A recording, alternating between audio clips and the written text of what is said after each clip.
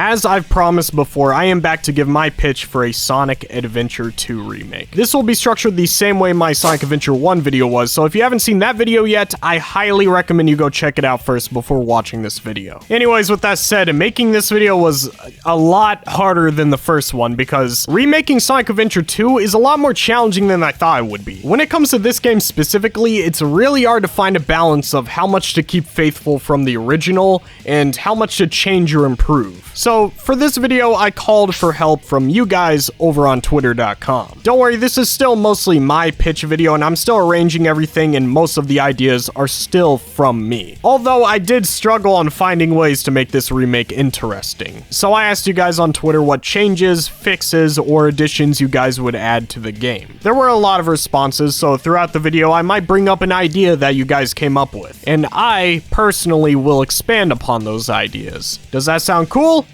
I know it sounds cool, because I'm a cool guy. Anyways, if you liked today's video and you're feeling extra nice, then make sure to slap that subscribe button right in the face and hit the bell as well. And without further ado, let's get right into conceptualizing the game. Okay, so like I said in the intro, it's really hard to remake Sonic Adventure 2 and keep it faithful to the original. Obviously, with a remake, you want to make it new enough that people can enjoy it with the modern day standards for gaming, but you also want to resemble the source material. With Sonic Adventure 1, it's easy. Since Sonic's story is the only story that is absolutely necessary to the game's plot, you can do just about anything you want with the playable characters. You can make them optional, remove some of them, or literally anything. In my case, I made them optional and removed Big the Cat. I found that to be the best decision considering that a lot of players do not like the playable characters and see them as a pace breaker. It was kind of a no-brainer decision. Except with Sonic Adventure 2, the playable characters matter much more to the plot. You can't just make Knuckles and Tails optional. They are vital parts of the story. So what do we do here? Are we just stuck? That's the biggest challenge with making a remake for this game. It also goes further than just playable characters. Surprisingly, for being a sequel, both adventure games are structured very differently. Sonic Adventure 1 is a much more open game. The level design is more open, you get to choose which character stories you play first,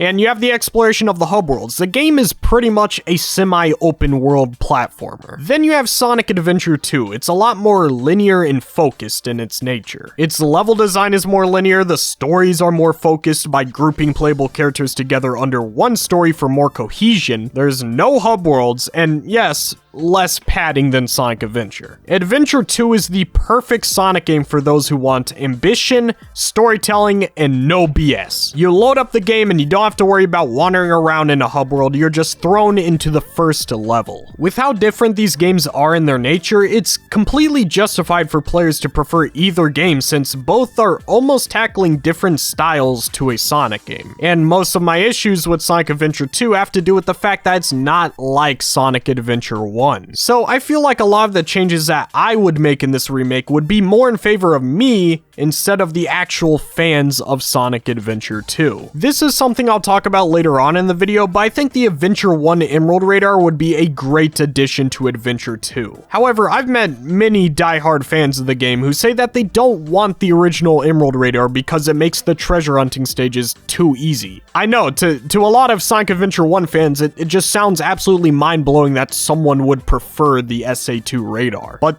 trust me, they're out there, and they definitely do exist. So that begs the question, should I remake this game based on how I would like the game, or should I remake it based on how Sonic Adventure 2 fans would like it? This was such a difficult decision because, you know, if I was actually remaking the game, shouldn't I be focused on the target demographic being the original fans of the game? Am I really selfish enough to remake the game in a way that isn't fair to the original fan? Yes. Yes, I am. Listen, bro, if this was a real remake, I would definitely target the original fans of the game, but this is a quirky Sonic tuber talking about a hypothetical remake on a video that everybody's going to forget in about a week from now. I ain't got time for this. So yeah, this is going to look very biased. I do not care. Aside from that, the same stuff from the Adventure 1 video also applies here. The original voice cast would not be returning. Instead, we would have the current day Sonic voice cast. That's because it's the most realistic outcome, and let's be honest guys, if we got a modern day remake, it would definitely have the current voice cast. Let's just not beat around the bush here. I know, it's very tragic. I had many sleepless nights after that video went public. Also, as a reminder, the game will be within the same package as the Sonic Adventure 1 remake so that both games can share the same Chow Garden. If you do not know what I'm talking about, then go watch the first video because I'm not going to be talking about the Chow Garden much in this video since I already covered it in the previous one. There will be significance to both games being on the same package later on in the video, so I'm definitely not done expanding on the topic. And with that said, that's about everything, so let's get right into the story! The story of Sonic Adventure 2 is pretty good, but let's be honest here, it needs a bit of fixing. It's almost the same situation as the first Adventure game in the sense that the story isn't actually bad at all. In fact, it's pretty good. The main problem is the cutscenes and the script. I think we all know how many memes have been made of the cutscenes from both Adventure games. The lip syncing is bad, the scripting is cringy, and the characters constantly cut each other off. And for some reason, the music is extremely loud to the point where you can't hear or understand what the characters are saying. Please turn that down. The remake definitely needs an overhaul. It needs a new script, new voice actors, and better animated cutscenes. A lot of people seem to agree with me. Wouldn't you look at that? Hey, I'm a smart guy. Now, I didn't go into much depth on what I meant by a cutscene overall in the previous video, so let me clarify now. The skeleton of Sonic Adventure 2's story will remain the exact same. Same events will take place, Sonic will jump out of a helicopter, Maria will get gunned down, and they'll save the day at the end. Except the cutscenes will be very different. It will have completely new dialogue and animations. It might not even resemble the original in the slightest. Let's be honest here, these cutscenes are not good. It needs an overhaul. Kinda like how the Resident Evil 4 remake did it. By the way, yes, I am going to continue bringing up this remake as a reference point. It is a good game, and all of you should play it. I wanted to do this because, yes, the game obviously needs new cutscenes, but also I want to bring up a lot of the ideas that the game's story brought up, but never really clarified. Like when Sonic is about to shut down the Eclipse Cannon, but then Robotnik threatens Sonic, telling him to return the Emerald or else Amy dies. And Sonic chose to return to Robotnik, thus placing the entirety of every inhabitant on planet Earth at risk of death.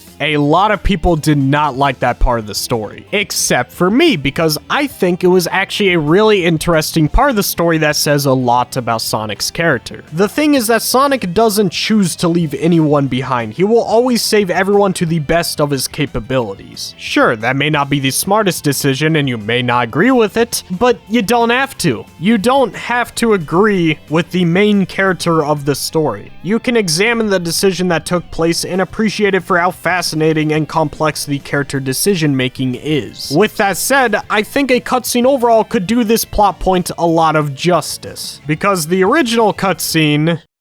Okay, Sonic, now put that emerald... Tails, tell Sonic to meet you back at the research facility. Sorry, Now. Amy is... I didn't get that, Tails. What happened to Amy? Tails!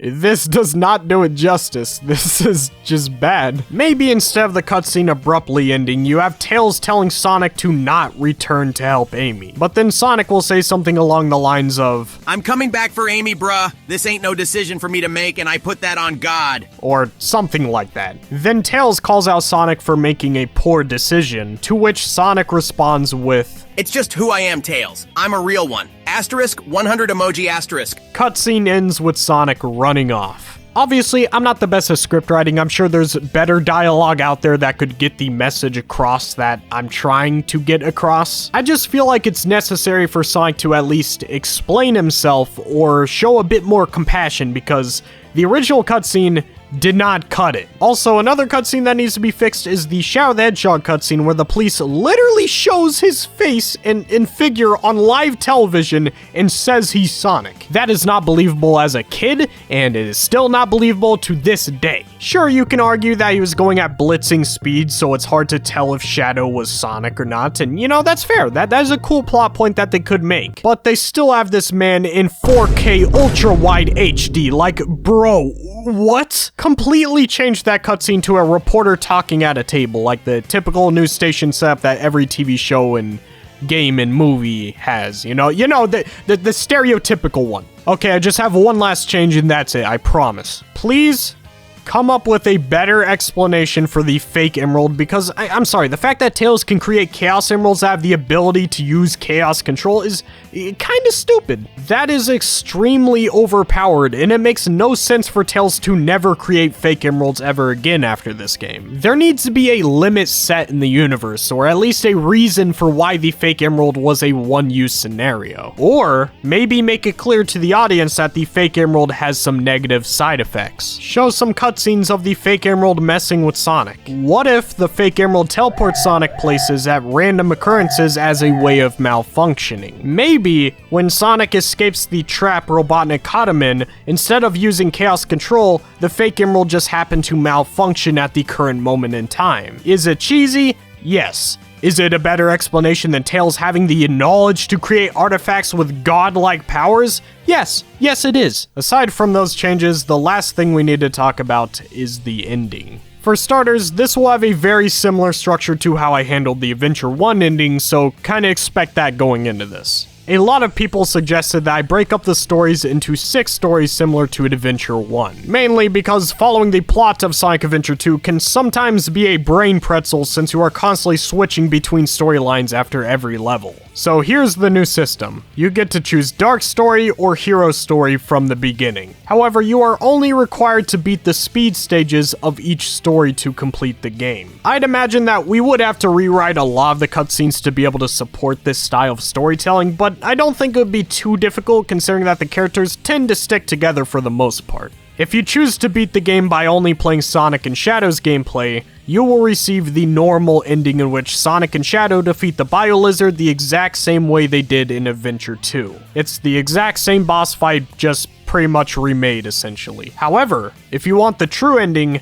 you'd have to complete the rest of the playable characters' stories. In the true ending, the Bio-Lizard gains a second phase. This might get a little bit complicated, so bear with me. I'll have some visuals on the screen to show exactly what I'm talking about. In the second phase, you are now in front of the Bio-Lizard. There's plenty of asteroids in front of Sonic that he must homing attack to hit the Bio-Lizard's face. However, the Bio-Lizard is going to be constantly shooting lasers at Sonic, to which Sonic has to dodge. He also needs to stay away from the asteroids because the asteroids will be destroyed if they are struck with a laser. After the Bio-Lizard stops shooting, there will be a small window in which the player can homing attack an asteroid into the Bio-Lizard. Repeat this 6 times with the player switching in and out with Shadow. It will get progressively harder too. There will be more lasers and explosions to avoid as well as the fight moves on. Basically, it'll get harder the same way that the original boss fight got harder. More stuff will start getting thrown your way over time. Then, for the final third phase, we're bringing back the controversial aspect of my previous video, quick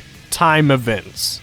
Listen, I like quick time events. You're just gonna have to get used to it. Sonic will charge up a spin dash, to which Shadow essentially grabs Sonic and throws him right into the Bio-Lizard. Sonic lands on the wire hooked up to the Bio-Lizard, to which the player has to spam A as Sonic shreds the wire in half. Sonic then jumps over to the other side of the Bio-Lizard during a QuickTime event to start shredding the next wire. You spam A here again. Then a laser off to the side of the Bio-Lizard shoots Sonic. Sonic gets knocked back to be in front of the Bio-Lizard's face. The Bio-Lizard charges up a red beam to which it fires at Sonic. Shadow quickly boosts over to Sonic and gets in front of him. This is the last QuickTime event where Shadow has to stop the laser, kinda like how Sonic had to when fighting Giganto. Except the QuickTime event lasts a lot longer and is much more suspenseful. After the laser clears out of sight, Shadow's left very worn out. People always ask why Shadow didn't survive, but Sonic did. And sure, you can make up some headcanons or theorize on what caused Shadow to die, but I want to give a reason to the audience as to why this happened, and that reason is that Shadow just took a giant laser to the face.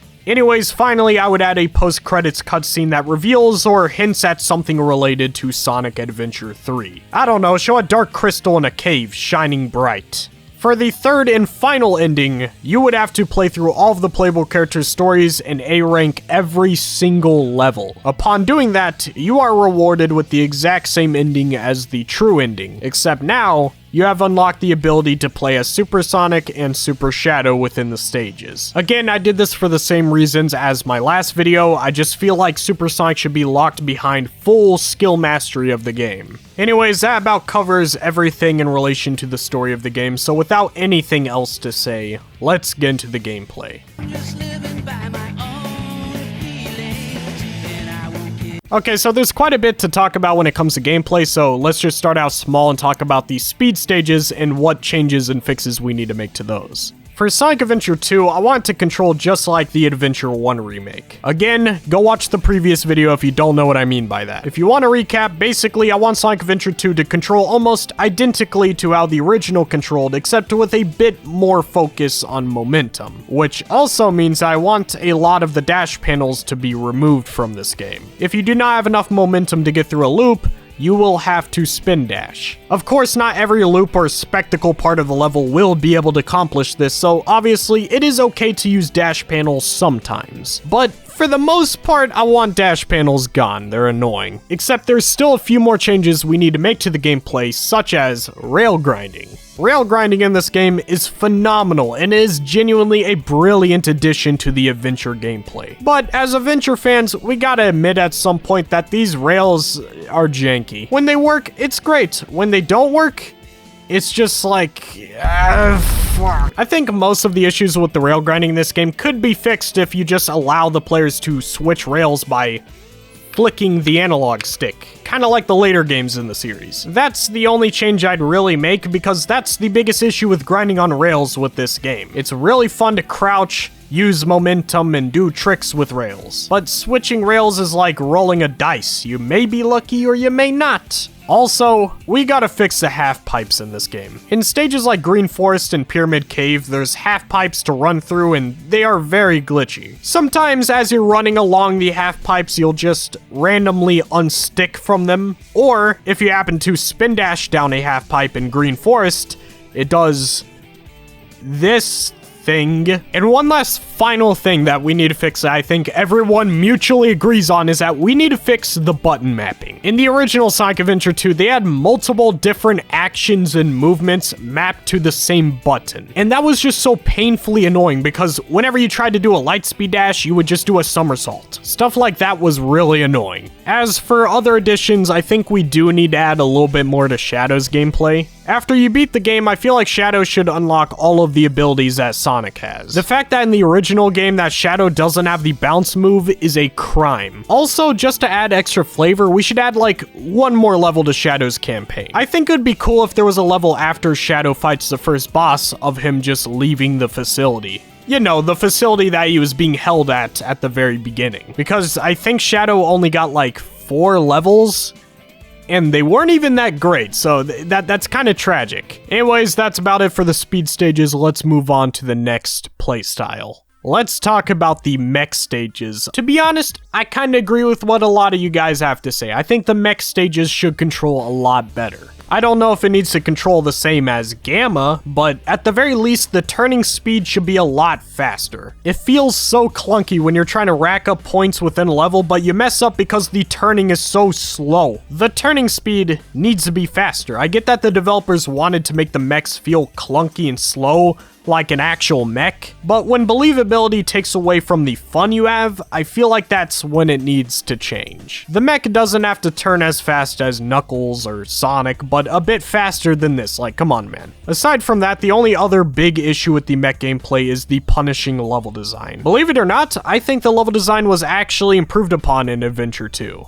The only issue is the enemy placements. I feel like some enemy placements are either too annoying to shoot or they surprise attack you too much. Except I don't think that this is the biggest issue, because I think I could handle the surprise attack enemies very well and still have a fun time if the lock-on is fixed. Shooting things and racking up lock-ons is the main part of Tails and Robotnik's gameplay. But sometimes, I swear, it just takes a lot of jumping around to get the mech to lock onto everything that I want it to shoot. It has the Sonic Lost World homing attack problem, but kinda worse. In the remake, the lock-on should be a lot easier to use. I shouldn't have to jump around and do a moonwalk to lock onto one enemy that I want to kill. It should be as easy as looking at an enemy and firing. But yeah, aside from that, a remake could turn the mech gameplay into an honest-to-God improvement over the Gamma gameplay.